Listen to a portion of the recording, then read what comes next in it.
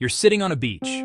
Billions of tons of sand stretch in every direction. And yet, the world is running out of it. Not metaphorically, not running low. Countries are going to war over sand. Criminal cartels are mining it illegally. Islands are disappearing because of it. And the smartphone in your pocket, the building you're sitting in, the road outside, all of it, sand. So how can we possibly be running out of something that covers entire continents? That's exactly what we're going to find out. But what about the Sahara? Here's the twist that blows most people's minds. Desert sand is useless. Completely, totally, 100% useless. For almost everything we actually need sand for. Desert sand grains are round. Perfectly, smoothly round. Polished by centuries of wind. And that's the problem. To make concrete, glass, or microchips, you need sand grains that are angular and jagged, grains that lock together, that grip, that bind. The sand we need comes from rivers, coastlines, and ocean floors. And that sand? We're consuming it faster than the Earth can make it. Way, way faster.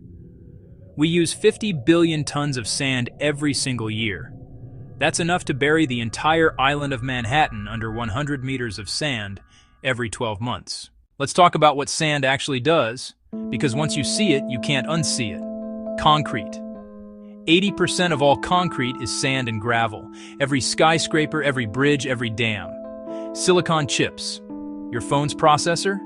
Pure silicon, refined from quartz sand. Every transistor, every pixel, glass, windows, bottles, fiber optic cables carrying the internet. All melted sand. Roads. Asphalt is mixed with sand. Every road, runway, parking lot, land itself. Singapore has added 130 square kilometers of new land using imported sand. Sand is the second most consumed natural resource on Earth, after water. We use more sand than oil, coal, and gas combined by volume, and almost no one is talking about it. Here's where it gets dark. In the last 20 years, we've removed so much sand from riverbeds in India, China, and Southeast Asia that entire rivers have dropped 2 to 3 meters in depth. This collapses riverbanks. It kills fish populations. It pulls salt water upstream, contaminating farmland and drinking water. In Indonesia, 24 entire islands have disappeared since 2005. Not eroded, disappeared. Illegal sand miners stripped them to nothing.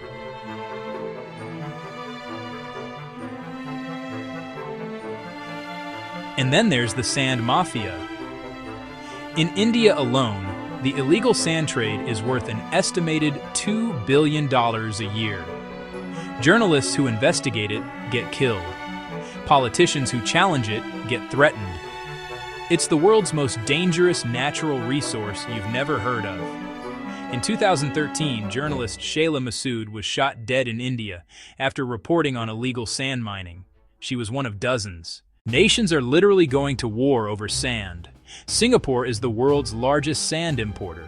It's built so much new land using foreign sand that neighboring countries, Indonesia, Malaysia, Cambodia, Vietnam, have all banned sand exports to Singapore at various points. The relationships have been strained for decades. China's construction of artificial islands in the South China Sea, those controversial military bases, they used an estimated 100 million cubic meters of dredged sand, the largest sand-moving operation in human history, and it reshaped the geopolitics of an entire region.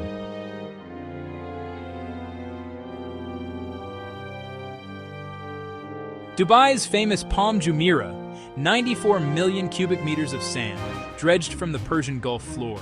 Marine biologists say the ecosystem underneath has still not recovered. So is there hope? Actually, yes. But it requires rethinking everything. 1. Recycled concrete. Crushing old buildings and reusing the aggregate. Amsterdam now requires 20% recycled material in all new construction. Tokyo has been doing this for 30 years. 2.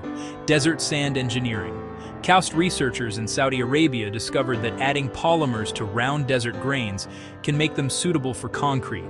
If it scales, it could unlock trillions of tons of unusable sand. 3. Manufactured sand. Crushing rock to produce angular grains artificially. Already standard in parts of Europe. More expensive, but the technology works. 4. Regulation.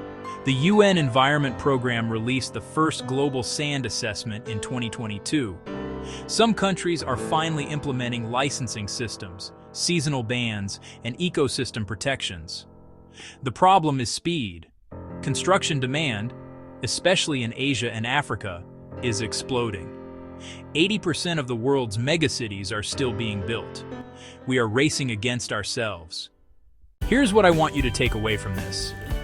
The sand crisis isn't just an environmental story. It's a story about how we never think about the things we can't see. We notice when oil prices spike. We notice when water dries up. But sand, the literal foundation of modern civilization, has been disappearing quietly, invisibly, for decades. The next time you see a building going up, or hold your phone, or drive on a road, that's sand. Someone, somewhere, pulled it out of a riverbed, maybe legally, maybe not. Maybe that riverbed is now a wasteland. The most ordinary thing in the world might be the most extraordinary resource we've ever taken for granted. If this changed how you see the world, subscribe. Next week, the invisible resource crisis you've also never heard of. It might surprise you even more than this one.